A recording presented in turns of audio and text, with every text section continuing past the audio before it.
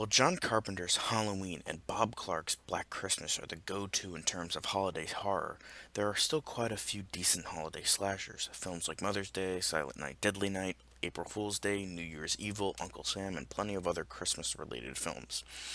However, one stands out above the rest in my opinion, and that is the 1981 horror film, My Bloody Valentine. This underrated horror masterpiece is about the mining town of Valentine Bluffs, who, after 20 years, finally puts on their yearly Valentine's Day dance. It is stated early on in the film that over 20 years ago, two supervisors left a group of miners in the mine below to go to the Valentine's Day dance. Unfortunately, after they leave, a cave in happens, and one survivor named Harry Warden was forced to eat his colleagues for 2 weeks in order to survive. He is committed to an insane asylum, but 1 year later, he escapes and exacts his revenge on the two supervisors that left him down below the year before. He then warns that if they hold another Valentine's Day dance again, the town will be punished.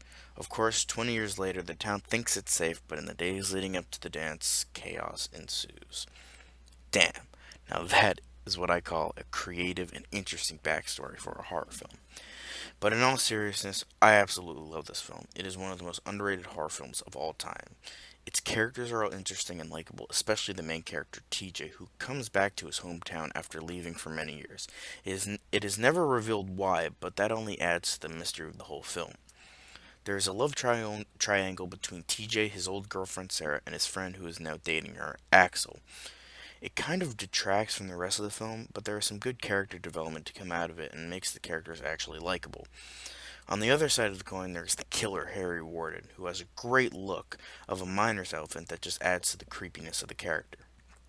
The thing that I love most about this film is that the entire third act takes place in a creepy, dark mine as the group is trying to get away from Harry. It is creepy, claustrophobic, and extremely well shot. Especially with the lack of music, it is undeniably suspenseful. There isn't a ton of gore in the film, nor is there hardly any nudity either. Even in the recent special edition, the gore is kept to a minimum. Speaking of, though, I recommend the special edition if you're die-hard enough to get it. The theatrical edition is still very good, but if you want some extra gore, I would recommend the special edition. Unfortunately, it is unpolished compared to the rest of the film and sticks out like a sore thumb. Even with that, both versions are great and highly underrated in the slasher genre. It has left an impact on the horror genre as it does have a huge cult following, a band named after the film, a 3D remake that came out in 2009, and even Quentin Tarantino has said this is his favorite slasher film of all time.